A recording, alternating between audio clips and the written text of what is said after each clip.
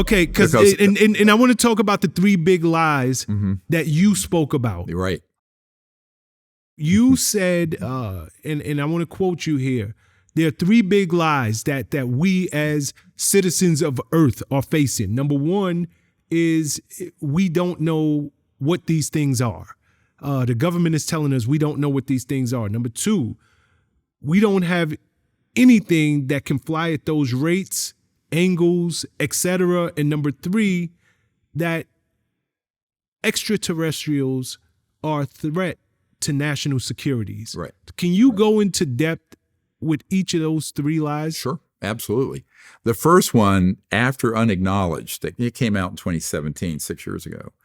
It hit about 750 million people viewing it. And what happened is that they then stood up an operation from a counterintelligence expert out of the Pentagon, Luis Elizondo, who worked with a band member named Tom DeLonge, who I had mentored back when he was younger, when they were in the early 2000s. And Elizondo and that crowd stood up and started saying, yeah, well, there's something out there, and here's this footage, but we don't know what they are. Now, ironically, the footage that they were showing were from the Lockheed Skunk Works. Those were objects from the Lockheed Skunk Works. I know who worked on them. I know where they're deployed from. I know people who... Is this here in the U.S.? Yeah. That's out in the high desert out here. I have a photograph of the underground entry port for those out in the Mojave Desert. But we know where all the sites are. My list now has 145 facilities.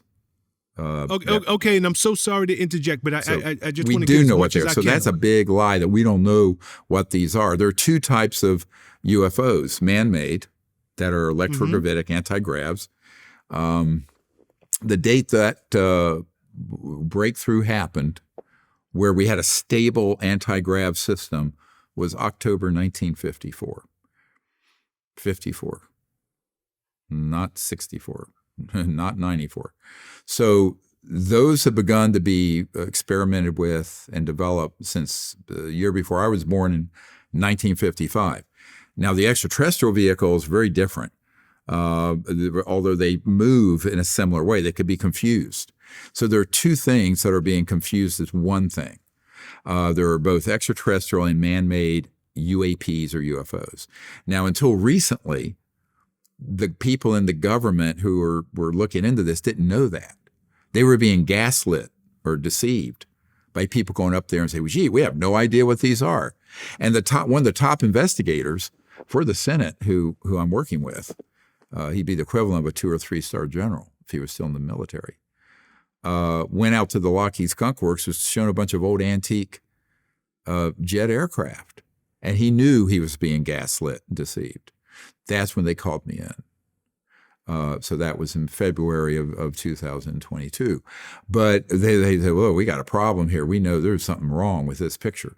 So they now know that was a big lie. The second big lie, which is of great concern, is that we don't know how these operate. Well, that's what they want everyone to believe, because if they were acknowledged, we know how these function. We'd be going, then what are we doing making solar panels and windmills when we have something that would be a box this big that would run this building 24 hours a day, rain or shine, or wind or no wind?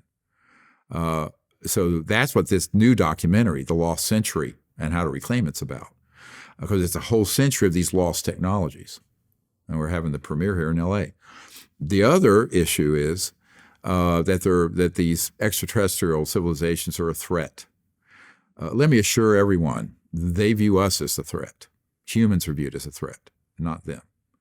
And if they were a threat, think about it. We start shooting these things down with electromagnetic systems, scalar, they're called, electromagnetic systems, in the 40s and 50s, 60s. If they were hostile, they're so far advanced with that, they just shut this whole civilization down. Now, it's in the interest of the warmongering, endless war psychopaths and sociopaths to convince the world population that there's a threat from out there, because that's how you unite the whole world. Unfortunately, poor Ronald Reagan was gaslit with this narrative. If you look at what's in Unacknowledged, our documentary, anyone can see it for free on all these sites now. He had a team of people. I knew the head of that team, who's passed away now, Colonel Holman, Air Force guy. And they were sent in there to convince Reagan of a threat like this to get funding for SDI, the so-called Star Wars, Strategic Defense Initiative. But one of the reasons why Ronald Reagan at the United Nations said, wouldn't our job of creating world unity be easier if we had a common alien threat to unite against? So now, I don't think he was a bad man. I think he had false information given to him, which is also the big risk right now with disclosure, is these same operators going and providing portfolios of false information to the Congress and to the White House and to the media, to the people. We know that's already happening. And so one of the big risks, and I wrote a paper in 1999, it's up on our website, this site, seriousdisclosure.com or drstephen.greer.com. You will see that I wrote in 1999 that if this goes sideways, they're going to take the disclosure of this subject and flip it into a War of the Worlds, Independence Day, the movie thing, and create global chaos and create a situation to unite the world around some non-existing threat from outer space.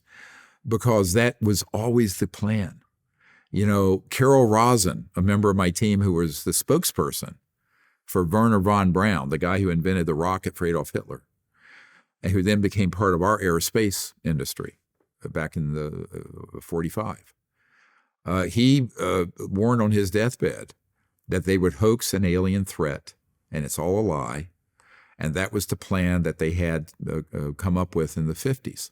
So we're now 70 years into this sort of a long-term plan to create a hoax, basically. So I tell people, yeah, there are extraterrestrials, aliens if you want to call them. There are man-made craft. Those are the ones who are a threat. Those are the ones doing abductions, human trafficking, drug trafficking. They're being misused all over the place. If you look at what we just did at the National Press Club in Washington, you see that on my YouTube channel. We have a Marine who was on a rescue mission after the big Indonesian earthquake and tsunami in 2009. And Michael Herrera and his platoon came across one of these gigantic, about 300-foot diameter, man-made UFOs, all floating weapons, and there were crates. And we later learned, he first thought they were drugs. We later learned from other sources, those were people in there being put into slavery to be used in experimentation. Meaning human beings. Human. Oh, yeah, children, women, yeah. Specific ones, yeah, to be used. So, I mean, these rogue operations are a serious problem.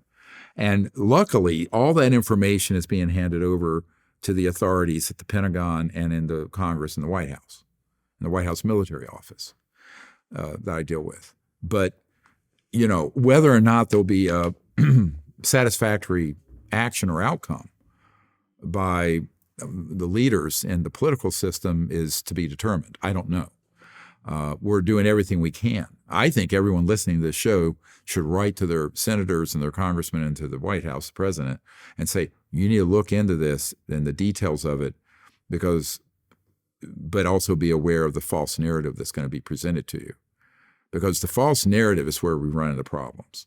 You know, if the establishment gets convinced that there is this kind of threat, which doesn't exist from outer space, they could pivot the whole world into a situation where, you know, everyone would be in sort of a lockdown situation through the fear of a sort of a hoaxed threat from outer space.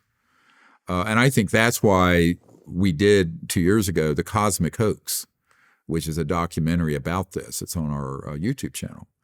Because I think that the big risk here of disclosure is that it is taken and then sort of spun in the wrong direction, a false direction. But you have to ask the question, who would benefit from that? Well, the same profiteers and sociopaths that have been benefiting from the secrecy all along. And I think this is a real problem, because I think that ultimately, if the people aren't informed, and this is what Eisenhower said, he talked about beware the military-industrial complex. He was an anti-military. He was a 5-star general, a World War II hero, a 2-term Republican president. It wasn't Abby Hoffman that said that or some hippie. It was General Eisenhower. But the reason he said that, and then he said only an informed citizenry can protect our democracy. So the question is, how do we inform the citizenry? And that's why, your show is so important.